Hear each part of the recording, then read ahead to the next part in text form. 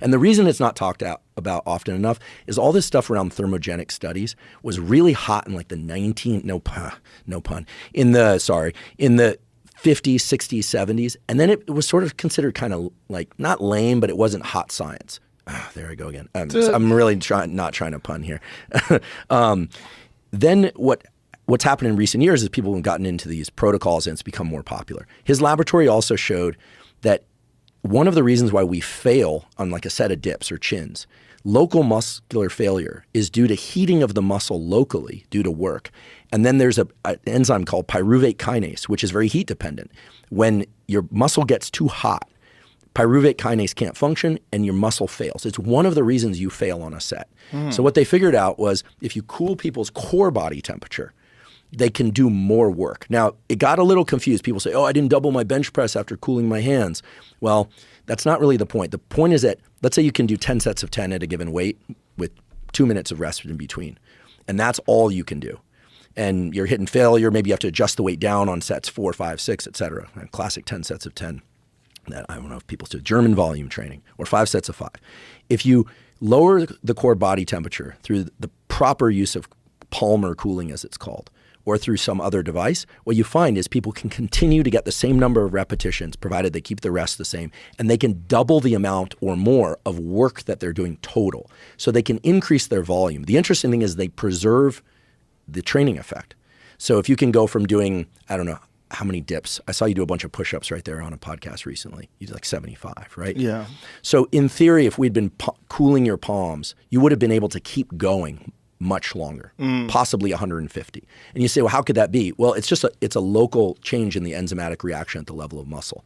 Now, the problem with Palmer cooling is people will go out there and say, I'm going to hold ice packs. But if you do that, you'll constrict the portals. It has to be the right temperature so that you can continue to pass cool in. And that's why it requires a device to to cool your palms, but not so cold that you vasoconstrict. And so there is the CoolMitt device. To be honest, is it a very effective device? They've never been very effective at marketing that device, but athletes at Stanford use it.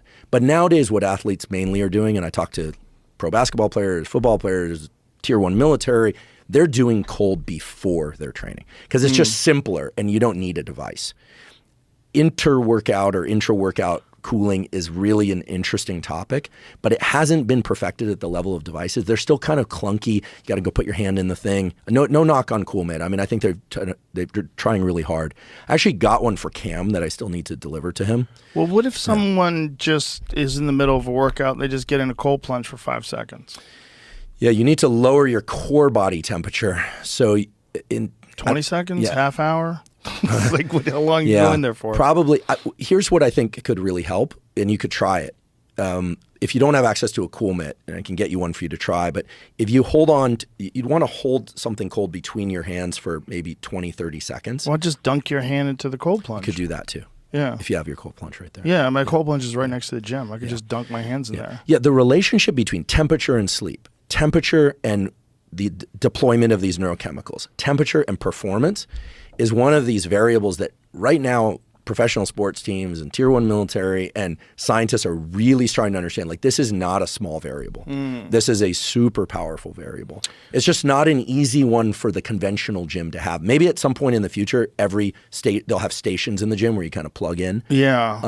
And you can just do more work. It's all about the ability to do more work. Yeah. And recover. And it's clear that the cold after training is, if your goal is to train again, well, then you want inflammation down. But if your goal is to improve as a consequence of that training session, you have to be careful how much you're blocking the inflammation.